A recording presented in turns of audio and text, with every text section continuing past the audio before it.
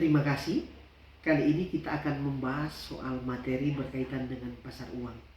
Tetapi sebelum kita membahas tentang pasar uang, izinkan saya memperkenalkan, nama saya Handri Peter Poae. Saat ini sedang menjalani studi di program Magister Hukum Pascasarjana Universitas Kristen Indonesia. Baik, kita lanjut bahwa kita mungkin akan membahas sesuatu hal yang sering disebut-sebut namun memang belum banyak orang memahaminya. Apa sih pasar uang itu? Jadi secara sederhana, pasar uang merupakan satu tempat di mana berbagai instrumen keuangan jangka pendek diperdagangkan. Misalnya instrumen-instrumen ini meliputi surat-surat berharga seperti deposito dan surat berharga komersil lainnya. Mengapa hal ini sangat penting? Karena pasar uang menyediakan likuiditas yang sangat dibutuhkan oleh perusahaan pemerintah dan institusi keuangan untuk mengelola arus kas dan memenuhi kebutuhan dana jangka pendek mereka.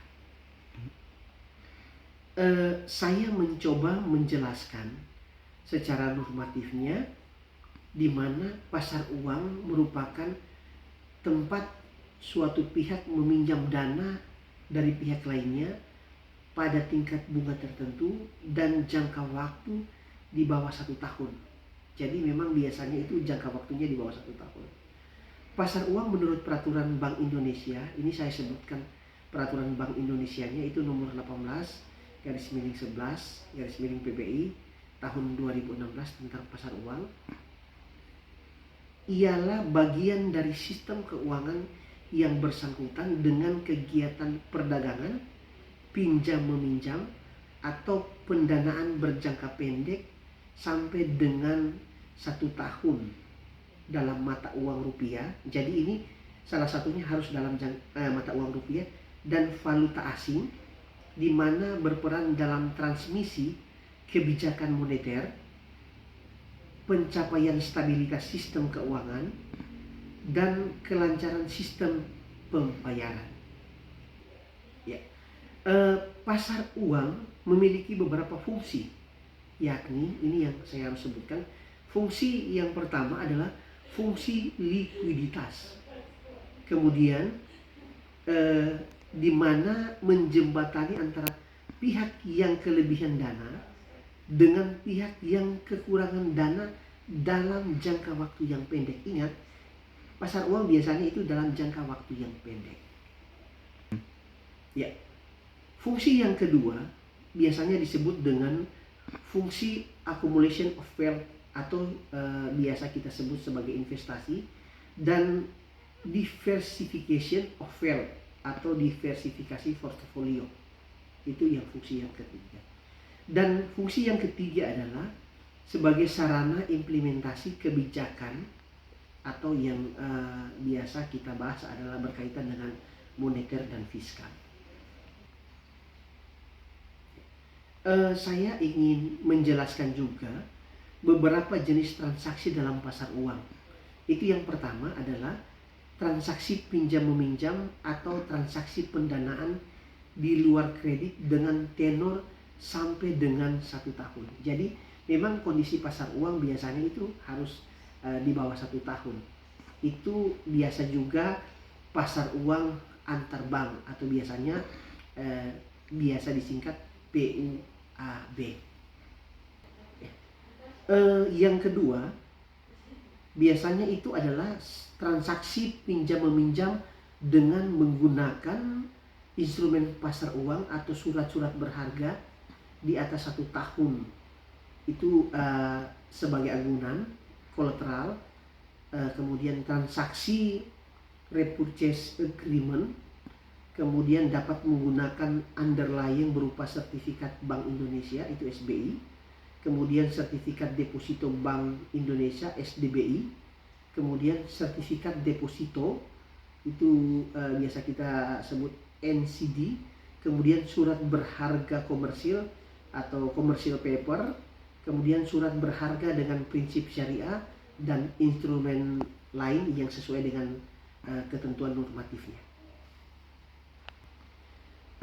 Saya harus menambahkan bahwa berkaitan misalnya dengan transaksi repurchase agreement itu dapat menggunakan perjanjian penjualan dan pembelian kembali surat berharga di pasar uang.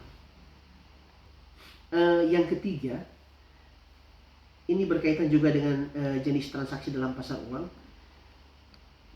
Itu adalah pinjam meminjam dana dengan menerbitkan instrumen pasar uang yang tadi sudah disebutkan, ada SBI, SPN, NCD, dan SBK. Kemudian yang keempat, transaksi jual beli instrumen pasar uang itu NCD sama SBK itu di secondary market. Kemudian yang terakhir yang berkaitan dengan beberapa jenis transaksi dalam pasar uang itu misalnya yang terakhir adalah yang kelima adalah transaksi derivatif suku bunga rupiah. Itu interest rate swap dan overweight index swap. Ya, saya tambahkan. Jadi Bank Indonesia itu merupakan suatu otoritas keuangan yang diamanatkan oleh undang-undang untuk mengatur pasar uang di Indonesia. Ruang lingkup pasar uang yang menjadi kewenangan BI juga termasuk pasar uang yang berdasarkan prinsip syariah. Jadi prinsip syariah juga masuk pada posisi itu. Selain Bank Indonesia, pelaku pasar yang turut berpartisipasi dalam pasar uang antara lain itu yang tadi saya sebutkan karena di bawah kendali pemerintah. Yang pertama adalah pemerintah, kemudian kedua bank, kemudian lembaga jasa keuangan, korporasi, individual, dan lembaga intermediari seperti pialang. Tetapi itu harus mengikuti normatifnya. Kemudian pasar uang rupiah biasanya itu digunakan oleh pelaku pasar untuk kepentingan pengelolaan likuiditas rupiah melalui jual beli instrumen pasar uang rupiah. Nah, itu termasuk juga pinjam meminjam atau pendanaan jangka pendek. Kemudian transaksi derivatif suku bunga rupiah. Pasar uang memiliki peran strategis dalam pencapaian visi Bank Indonesia, yaitu untuk memperkuat efektivitas transmisi kebijakan moneter. Pasar uang menyediakan saluran bagi terselenggaranya pertukaran aset keuangan dengan uang. Kondisi ini berbeda dengan sektor lainnya yang terdapat dalam sistem keuangan. Jadi pasar uang menekankan pada kredit untuk memenuhi kebutuhan dana yang murni berjangka pendek. Jadi memang dia lebih dominan jangka pendek. Kemudian pasar uang merupakan suatu mekanisme lewat nama pemilik dana yang berlebih atau kita melihat dalam kondisi yang surplus untuk sementara waktu. Jadi dia temporary, dapat berjumpa dengan pihak yang mengalami defisit dana untuk sementara waktu. Jadi memang ada pertemuan antara orang yang berlebih dalam pemilik dana dan orang yang membutuhkan dana dalam jangka waktu yang pendek. Ya. Pasar uang ini dimaksudkan untuk memenuhi kebutuhan dana jangka pendek dari perusahaan, lembaga keuangan, atau bahkan pemerintah. Jadi di mana menyediakan mekanisme untuk pemberian kredit mulai dari biasanya disebut dengan istilah 1 malam atau overnight hingga jatuh tempo 1 tahun. Jadi memang ini harus jangka pendek. Kemudian pasar uang itu memberikan jalan keluar untuk investasi bagi kalangan perusahaan, lembaga keuangan, dan pemerintah yang memiliki dana berlebih dengan jangka pendek, kemudian ingin memiliki atau memperoleh sejumlah penghasilan atas dana yang menganggur untuk sementara waktu dalam kondisi waktu tertentu. Sehingga fungsi pokok dari pasar uang itu tujuannya adalah mempertemukan kedua kalangan tersebut sehingga memungkinkan terjadinya adanya pinjam meminjam dalam konteks pasar uang.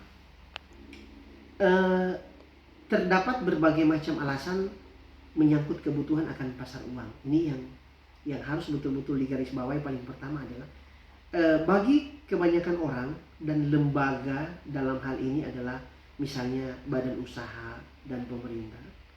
Ini sebagai jalan keluar dan juga terpakai sebagai masuknya kas bersesuaian satu dengan yang lain secara sempurna, termasuk menyangkut kegiatan di mana ada penerimaan dan pengeluaran. Jadi kondisi itu pada saat posisi dana surplus, jadi ada kondisi misalnya penerimaan melebihi pengeluaran, terjadi dana yang menganggur dan dapat melakukan investasi di pasar uang, biasanya disebut sebagai kreditur. Nah, terdapat beberapa instrumen ini yang kita pahami bersama. Terdapat beberapa instrumen yang berkaitan dengan pasar uang yang berlaku di dunia.